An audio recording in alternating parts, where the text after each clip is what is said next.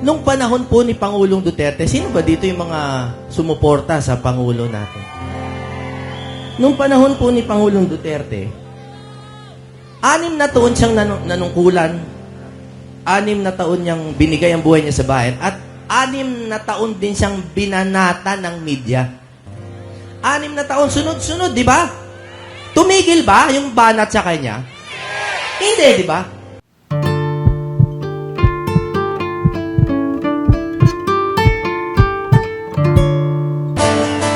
Magandang hapon po sa inyong lahat. Ako po si Jimmy Bondok. Matagal na po tayo nagsasama-sama. Malapit na tayo magkapalit ng mga muka. Meron po akong awitin na ginawa dun sa huli nating pagtitipon na ang title ay, ang pamagat ay Maharlikang Inday.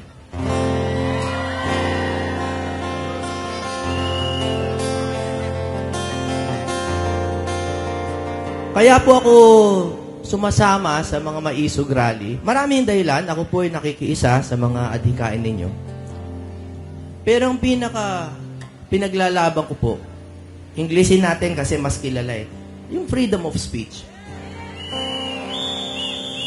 Alam niyo po, hindi kailangan maging abogado o mag-political science para maunawaan ang kahalagahan ng kalayaan sa pananalita at pamamahayag at pananampalataya. Sa Amerika, kung saan nakabase ang marami nating mga batas, ang unang-una sa konstitusyon nila, the First Amendment, di ba, is the freedom of speech. Alam niyo ba kung bakit? Kasi, ang lahat ng karapatan, mapapaglaban mo lang kung nakakapagsalita ka. Kapag ang mga elite at ang mga nasa kapangyarihan ay hawak na ang lahat ng uri ng ating pakikipag-ugnayan sa isa't isa, di nasa kanila na ang lahat at nawala na tayong lahat sa usapan.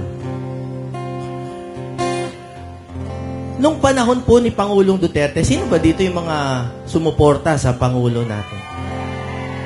Nung panahon po ni Pangulong Duterte, 6 na taon siyang nanungkulan, 6 na taon niyang binigay ang buhay niya sa bayan, at 6 na taon din siyang binanata ng media. 6 na taon, sunod-sunod, di ba? Tumigil ba yung banat sa kanya? Hindi, di ba? May sinara ba siya dun sa, bukod dun sa mga hindi sumusunod sa prangkisa, ha? Alam naman natin yung mga kwento na yon. Pero meron ba siyang mga pinagbawalan magsalita? Meron ba siyang pinagbawalan pumasok sa Malacanang? Hindi. Lahat pwede magreklamo. Sa katunayan, pati ibang bayan nakikireklamo na. Pero pagkatapos ng kanyang panunungkulan, nakita natin kung gaano ang laki ng ginanda ng ating bayan. Nasaan po ngayon ang bunga nung 6 na taon na yon? Sa totoo lang, hindi po ako mahilig mang-away, pero parang nabawasan. Parang nabawasan. Ang gusto ko po talaga nung panahon ni Duterte, parang nawala yung mga lumang maharlika at parang nagkaroon ng bagong dugong maharlika. Ang dugong Duterte. Hindi ba? Hindi po tayo basta DDS. Hindi po tayo loyal sa Duterte lang na pangalan. Loyal tayo sa nagmamahal sa Pilipinas.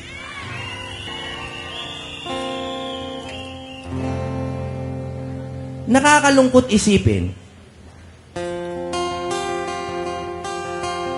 na bumalik ang lumang maharlika na nung nasa kapangyarihan si Pangulong Duterte, ginawa ko. It wasn't a campaign song. Ang title nito ay Tunay na Laya. Yung mga nagpunta sa ibang pagtitipon natin, baka naalala nyo to. Libre ba ang kalayaan? Libre. Katulad po, ulit-ulit ko lang naman sinasabi, paano ba pinaglalaban yung kalayaan kundi ang ating pagsasalita? At paano natin paglalaban kung bawal magsalita? Ang lagi nilang justification, halimbawa sa Facebook, sasabihin nila, private yan eh. Di ba? Pribadong kumpanya daw, just foreign. So, hindi daw nila pwedeng i-regulate. Pag may mga kasinungalingan, o kaya pag may kinikilingan na partido yung Facebook, wala tayong magawa dahil private daw. Naniniwala ba kayo doon?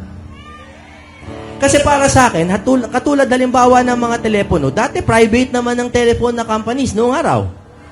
Pero if it is imbued with public interest, meron tayong meron tayong stake. Pwedeng pakialaman ng bayan yon. Pwede nating i-regulate.